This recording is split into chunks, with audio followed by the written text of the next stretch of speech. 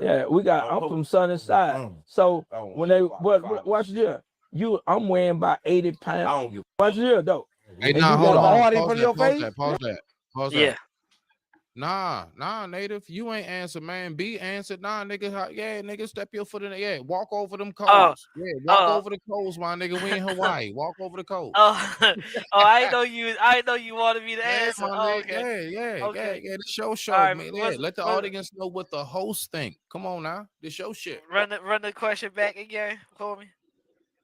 Out of 100% of the what we would consider to be the OGs. So I'm saying, let's just be for real. Anybody 40 and up, the OGs, triple O, double and triple OGs of the world.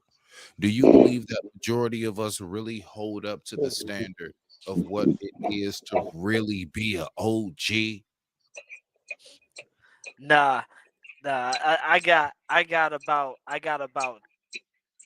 10%. I'm going with That's the sad as shit. 10%. That I mean, that is so sad. That is I'm so sad. I'm only Rock going to out give though. I got Gressel 10%. mic is muted. Go ahead, elaborate, And elaborate. I say 10. I say 10% because my OGs, my OGs, the ones that I consider OGs, have gradually shifted from actually being an OG to being a successful man. You know what I'm saying? They don't even hold the title of OG or or look at that title of OG as a stamp of accomplishment. You know what I'm saying? So, uh, Native. Let's just be for real. Honestly, when we talking about the status and the term of an OG, what we're talking about is the man who made it. no, I no, don't no. care I if it's got you. No, because you made it from like the hood aspect or you made it out of the hood aspect. no, no, You no, were no, no. I OG if you got you. actually one of us who actually was able in some form of fashion to make something different. But go Let ahead me though. let me elaborate. Let me elaborate. So I got you. You know, and I say that because my OG and the person that I would consider my OG would be my uncle, and my uncle was a pastor. You know what I'm saying?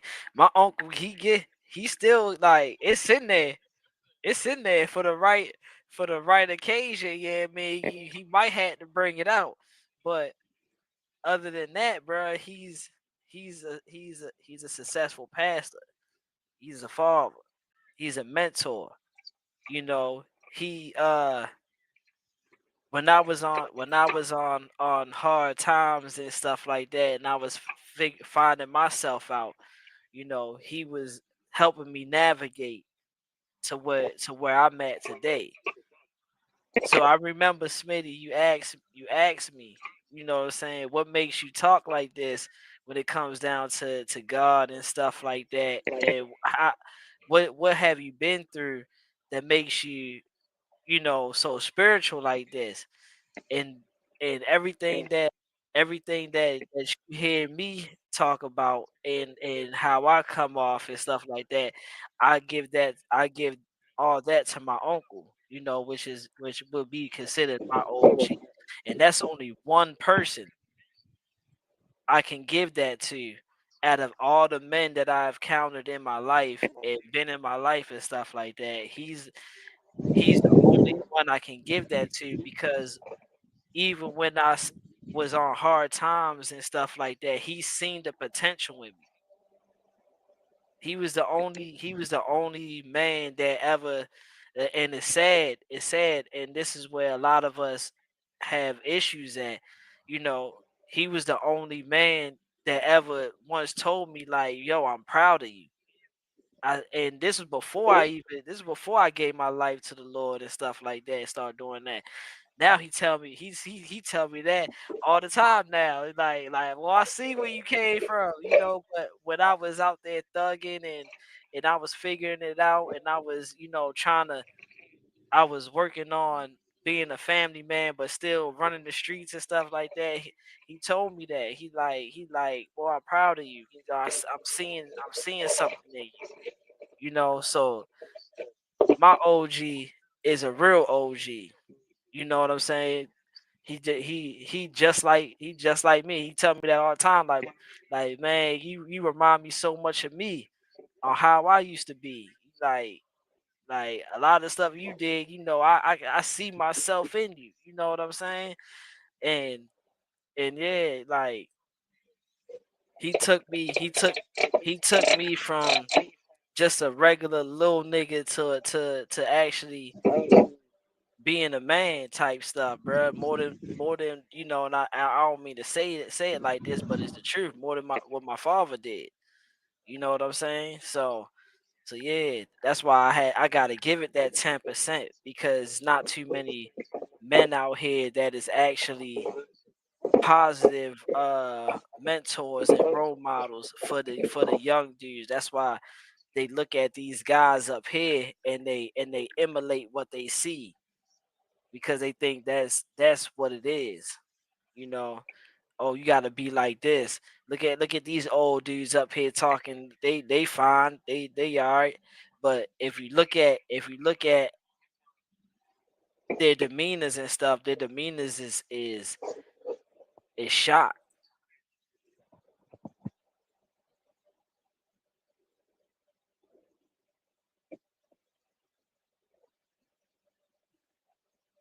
My bad, I was on mute. Nah, I mean, okay. So,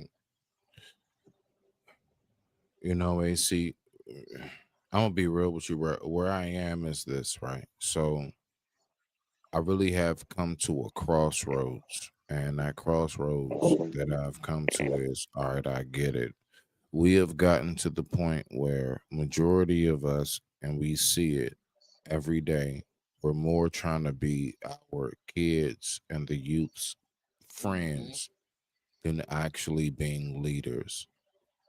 And somehow or another, we think that will be more beneficial. Somehow or another, we think that that's what's going to bring us closer and bridge the gap. You Hmm. want to know what I recognize that brought me so close to my elders is that they didn't think like me. They didn't act like me. I wanted to be like them because they didn't act like us. Hmm. And I'm just trying to figure out, where did we lose that? I remember actually being 15 years old and I wanted to take a Sharpie pen and draw on a little fake beard or a goatee just to see, you know what I'm saying? Like, let's be for real. We actually did shit to look older, to act older, to be older, because we actually looked up to it. We looked up to the whole Hmm. dynamic of what it was to be a grown ass man and a grown ass woman. I remember the days of chicks stuffing their bras. They Hmm. wanted to be grown. It wasn't just a sexual thing, it was just a simple fact. I want to appear to be a grown ass woman. And I notice now it has reversed. Now, those of us who are finally at that point, it's like, oh shit, I'm here now. Nah, nigga, take me back to We back. 1999. You know what I'm saying? And it's Uh, like, no, man, no, no, no. I You're right. I Calm refer down, chill out. We're here now. I Yeah, refer them to Toys R Us kids, bruh. They don't man, want to come on grow up. now. They don't want to grow up, and that's why I gotta give. That's why I gotta give like that. I had to give that that long dialogue because, bro, I watched my uncle's progression. Bro, telling you, my uncle, bro. Every time I seen him, had a 40 in his hand, bruh. Had a 40, had the hat tilt to the side. He got his cargo pants on. He looking like a straight savage, bruh. Like real street nigga. And it's like, bruh, I seen him and and and I slowly seen the progression, bruh. I seen the hat go away. I seen less of the bottle. I seen the clothes start changing. Yeah, man, bruh, I seen it all, bruh. Like I watched the whole process, and then next thing you know, I remember, when I had my, I had Essence. I remember when I had Essence, and we went to the church and we was pre-baptizing her. You know, we where the pastor come talk over her, sprinkle a little water on her forehead and you know pray for her and stuff like that. I remember seeing him in there with his suit and stuff. Then I seen him. Then we got a message that he was gonna preach, and I remember hearing him preach. And then my second child came, and he did he did the ceremony that time for my second child. And then I just seen a whole different person. Like it was a whole different person, bro. This wasn't the person that I first met. This was not the person I first met. And I'm like, dang, bro. I want that. I want to be like that. You know what I'm saying? And he's always called me nephew, nephew, nephew. Yeah, I mean, like yeah. I'm preaching this Sunday. You gotta be there, and I'm like, all right, cool. I'm there. And every time he preached, I always felt like he was talking to me. Always, like that was the Lord, using him. And I always felt like he was talking to me, bruh.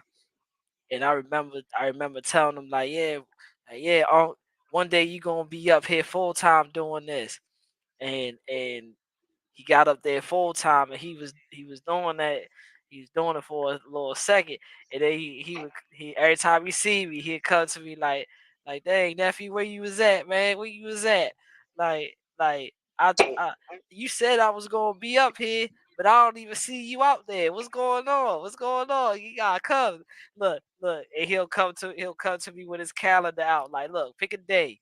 Pick a day out the week that you gonna stop in. I like, all right, you know what I'm saying? So years in now, he full time. He going in. He doing what he doing. Man, I don't hear him cuss. I don't hear him yell. I don't hear him talk crazy. Yeah, man, I don't hear none of that stuff, bruh. And I'm like, dang, bro, that's love. I want to be like that one day. I really want to be like that one day. And then my middle child, she go get baptized. We talked about that, Smitty. She go get baptized and saved on her own. And all my emotions is coming out, bro. And yeah, I mean, I talked to him. And he like, bro. I mean, what you gonna do, bro? You can't keep running. You can't keep running, bro. You gonna have look. Your child showing you what it is, bro. You can't keep running, bro. You gonna have to step up. You gotta step up and be a man. Sometimes you gonna have to lead the way. You gonna have to lead the way sometime, bro. Like I mean, what you gonna do? And yeah, I hit the joint running. And he remind me of that every time. Like, bruh, I see you, nephew. I see you looking good out there, bro. I'm proud of you, bro. You came in. You ain't looked back yet. You came in. You hit the ground running. A lot of people done been in your position, done went backwards, but you steady pushing forward. I'm proud of you. I'm proud of you. That's what helps us younger generation, the ones that don't have the fathers in the house, the ones that with the absentee fathers, the one that had to go out in the street to find it on, figure it out on his own and stuff. Sometimes they just look for that positive figure, you know, to get them over that slight hump that when they ready to give up, he come through and be like, nah, bro, I'm proud of you. I see you moving. I see what you know. I see you, keep going. Trust me, it's gonna work out. I mean, that's the OG. That's the OG right there.